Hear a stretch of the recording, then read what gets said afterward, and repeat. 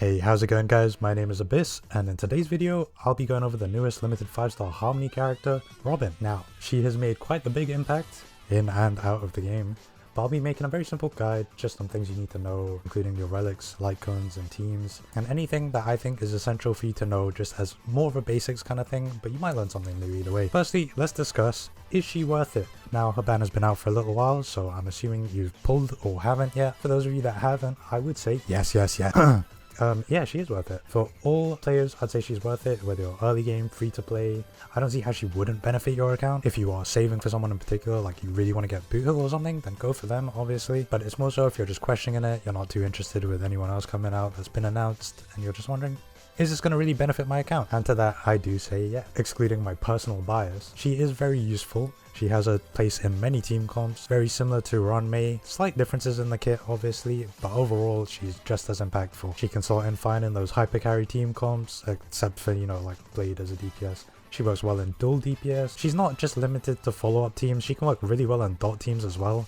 I've actually had better use of her than RUAN MEI in some dot teams, but I'll put those examples near to the end of the video just so it doesn't clog up too much time. Okay, well, firstly we should start with traces. You know, what is her kit, how does she work? So I'll go over each part in their highest priority. So first we'll start with her ultimate. This is her #1 priority. She will spend usually around 90% of the battle in ult state, barring except when she comes out of it to basic attack, and then she should hopefully go straight back in. Focus on getting this as high level as possible since it's the most impactful of her kit. This gives her complete resistance to any crowd control, it advances the whole party forward by 100% and gives an attack buff to the whole team too. All it scales off of is attack percent, so you don't need any crit stats or speed. Her fixed speed in the ult form is at 90, which gives loads of time for your teammates to get in attacks and, you know, deal that extra damage from her. In a more completed build, you'll be dealing around 10 to 15k damage depending on light cone and other stats. At around 3.5k attack, you're giving about 1k attack to your teammates, which is huge. Her next most important trace is her skill. This gives her up to 50% damage buff to all allies. This should have 100% uptime. The duration reduces on her turn, so when it does come around to being her turn again, you can just refresh it then. Lastly is her talent. This is the third priority. It gives free crit damage to all your allies, which can be useful in some teams, but maybe if you're running dot, it's not that useful. It does also give her a bit of energy anytime your allies attack, but this can't be changed by leveling up the trace. And,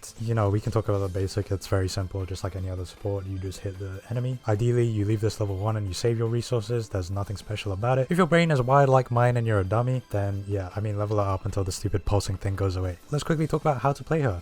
It's relatively simple. The only part of her kit you really need to think about is her ult and the timing for it. Typically, if you're doing endgame content with cycles involved, you would do it at the end of the cycle so everyone can get 1 extra turn and maybe you can reduce your amount of cycles. There are some niche cases where you can use it at the very start of a cycle just to get everyone to action value 0 at the very start, which could result in an extra turn as well. But just as a general thing, I recommend waiting until all your allies have taken a turn and then you ult so they get another bonus turn. With stuff like this, it's better to keep it simple, and that will be more than enough to, you know, effectively help out the team. Onto the relics. I've basically got 3 kind of categories for you guys. I'll start off with the one that has the most potential for highest damage. The champion of streetwise boxing. Seriously, what is up with these long ass names, man? Whatever. Anyway, the 4-piece physical set, like a normal person would call it, is her best in slot. It offers her up to 25% attack and 10% physical damage boost. As of now, no other set can provide as much of a buff as this does. The only downside to this set is that you do need to get hit or attack 5 times to get the full 25%. It's fairly easy to circumvent this issue just by putting her in the 2nd or 3rd slot of the team. More often than not, she will get hit by at least an AoE attack. But overall, if you don't have this already, don't farm for it. It's really not worth. There are other relic sets to farm for that you probably need anyway, and she can use 2-piece musketeer, 2-piece prisoner set. This is my second option for you guys. This is really easy to get and you probably already have. You get up to 24% attack boost and it is very easy to farm, and you would be farming those anyway. Well, not the cavern for the musketeer, but you'll get that from like Echo of War and all that stuff. And lastly, if you're having a bit of speed issues, I really don't recommend going for a high speed Robin. If you want to do that, that's up to you. I personally don't recommend it. But yeah, you can run 2-piece hacker space with 2-piece of other sets and that should be fine as well. Any mix match of all those sets usually works fine. For your planner ornaments, from a damage perspective, Fleet of the Ageless provides the most benefit to the team. Space Sealing Station gives her a personal attack buff. You might have some of these lying around. and farming World 3 isn't too bad, so you can snag a couple of pieces. She's really not that needy, and if you're having any energy regen issues, then you can run Vonwhack or Penacony. Personally, I'd recommend Vonwhack over Penacony. The action advance is nicer to have, plus I rarely run her with physical units and you probably won't either, so Penacony bonus doesn't really come through. Let's quickly talk about the main stat. For your body piece, you're going to want attack percent. For your boots, I would recommend attack percent. If you can't reach 120 speed though, go for speed boots. For your orb, you want attack percent or physical damage bonus. And then for your rope, you want energy regen. Attack percent can work if you pick a light cone that has more energy regen, but it's up to you. See what works. Sometimes you can find that energy isn't as hard to get as you might think. Sometimes it is. For reference, here are some stat checkpoints you should aim for. At level 80, you should have at least 3.5k attack or more, preferably over 4k. For your defense, you want around 1k just so she's fairly tanky. And then for your speed, you want above 120. 120 is the requirement for all of her recommended planar ornaments, barring Penacony. If you feel like she needs a bit more speed just so she's the first person to have a turn in battle, then you can go for that. Now, let's talk about your light cone options. So obviously, number one will be her signature light cone, up to 15% energy regen, 48% attack buff, and then it buffs your allies' damage during her ult by 24%. However, there is the event light cone. This is a permanent event, so you can get this light cone at any time, and you can get it S5. It's basically made for her. It gives her 32% attack, and during her ult she deals 30% more damage. No other Harmony unit can make use of this light cone other than her, which is why if you're not like a heavy spender, just save your pulls for another character that might need their light cone more than, you know, any other free-to-play option. Well hell, save it for another new character. I don't know why you wouldn't use the event light cone, but there are some other options. I do recommend the Bronya signature light cone. That's the one I actually use. It gives you a good amount of energy regen, which is always nice. It can be a bit of a struggle to get an energy regen rope, so it is a nice alternative, and the extra skill point can help out a little bit. Not much, but you know, extra comfort is always nice. Some other alternatives to that for a bit of extra energy is S5 Memories of the Past or Meshing Cogs, which you can easily get S5 as well. This is strictly just for the energy. I would opt for Meshing Cogs over Memories of the Past if you don't have it S5. And just a special note, Dance Dance Dance is useless, like it has zero effect. Finally a Harmony unit that doesn't need that. Alright, now for our team comps. Now obviously you've probably heard of the Rat team. This is her best team, so that is Dr. Ratio, Robin, Aventurine, Topaz. The synergy is all perfect there. They all get to make full use of Robin's kit, even the follow-up damage buff since they all do follow-up. However, she is not limited to just that team. You can use Ratio, Pella, Robin, and a sustain unit. It's a bit more free to play and it works just fine. In most of these team comps, when I do say sustain, I do recommend Ho-Ho as the best, just for that bit of extra energy regen and attack buff, other than, you know, the Aventurine team comp. But any sustain is fine. Their main job is just to be able to keep your team alive. She works fine in those hyper carry team comps, so you can use whatever DPS barring Blade and throw in another support unit. Tingyun is also a pretty nice one to use. It can lead you to get an ult off the bat. Then you do have your dot teams, Kafka, Black Swan, Robin, and whoever uses sustain. This team actually ran better for me than using RUAN MEI. I was able to clear MOC stage 11 with Robin faster than I was with RUAN MEI. And another final, more fun one is Herta, Himeko, Robin, and then your sustain. If the type of advantages match up really nicely, you can use this team and it really does work well, especially in Pure Fiction. In Pure Fiction, this team works wonders. Of course, if you are running dual DPS team comps, if there's some other units, she works well there as well. Pretty much any team that RUAN MEI was working well in, Robin will work well in, barring maybe the Super Break team that has, you know, just come out in his new meta. Finally, let's talk about Eidolon. Her E1 is pretty good.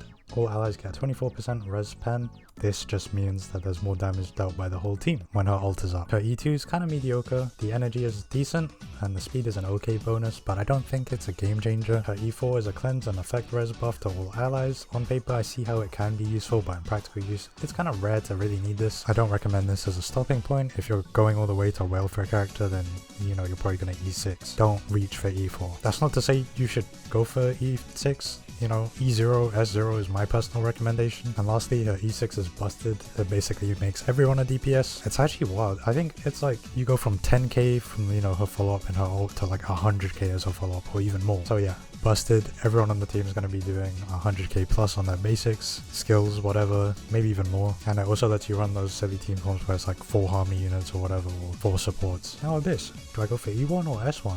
Well, I would say E1. Not to say S1 is bad, I just think it's better to make use of your Jades somewhere else, especially since that event light cone is a thing, and who's gonna miss out on free Jades for that event, right? So you might as well pick up the light cone and you won't have anyone else to use it on. But again, E0 is my recommendation. I do not think you need E1 or more. E0, S0 is more than enough to clear any content, and we are in for some rough times with the upcoming banners, so you know, save your jades, use them wisely. And let's just wrap it up, you know, some closing thoughts here. I think she is definitely worth the pickup. She is immensely useful. I know some people do suggest skipping her if you have RUAN MEI and Sparkle already, but I'd say why not just pick her up as well? I don't think she'll be power crept, and it kind of allows you to run RUAN MEI one side and then Robin the other. But I mean, it's up to you in the end. If you don't have RUAN MEI, I think you definitely need to pick her up though. But if you do have her, then it's totally up to you. You can skip and go for whoever you like. Okay, I did say I was going to do this, so here are the examples that I have. I've got 2 Robin runs, and then 1 RUAN MEI run. This is just the dot team scenario that I mentioned earlier where Robin can clear faster. The reason why there's 2 Robin runs is just because I tried different planar ornaments. So in one run I had Fleetless, and then the other I had Von Whack. In both of these runs, there's not much difference. I think the Fleetless run, or Fleet of the Ageless run, I always mess that up. Anyways, that run finished slightly faster. In this video I've changed the speed of the clips. Both of these are sped up, just slightly different rates because I don't want half the screen to just be black. But yeah, Fleet of Aegis finishes slightly faster than the Von Whack set, but the Von Whack does let you get, you know, your skill up earlier. Either way, both of these were first try attempts. Well, you know, one try for the one and then one try for the other. I think that was obvious anyway. But yeah, first try attempts, and it was very comfortable to get this minimal amount of cycles. But yeah, I mean, I can understand that sometimes my dot damage might not be relatable, but again, when I do show other stuff and talk about like how it's faster, it's just the cycles and like what the difference in cycles between them is that I want you guys to focus on. Anyways, as you're watching now, Svarog gets his shit rocked completely, and we managed to do it just before the 29th cycle even begins. Now, with RUAN MEI, I was able to see that I was doing big amounts of damage. I actually hit my biggest Kafka ult that I think I've ever hit, at least outside of, you know, Simulated Universe or the blessings and stuff, or like crazy events, which is, you know, the benefit of her ult and how much like damage increase it does bring. However, I think the 2 main points to take away are that, one, you know, she doesn't have the action advance. She does give speed, but the action advance is pretty crazy. And I think the second thing is that when you are using RUAN MEI and you do weakness break, they get delayed action, which means Dot doesn't really have a chance to trigger as much. I know I do have Kafka here so she can trigger Dot, but it doesn't trigger like when they take their turn as much. And sometimes it just pushes them down a cycle, which means you can't really take advantage of it. I think this was the best run I could have gotten in the like 20-30 minutes I was trying to do this. I didn't change anyone's build other than, you know, the Robin options that I showed you. Everyone else stayed with the same build. But yeah, still very comfortable clear, just 1 cycle extra. Anyways, that wraps up today's video. Be sure to leave a like, subscribe, comment, you know, the YouTube stuff. Actually, do leave a comment, you know. Let me know your thoughts, whether you're pulling or maybe you're going to skip to get someone else. There's tons of new cool characters that are coming out, so it really is hard to pick with just one. But yeah, I'll catch you guys in the next video. Bye.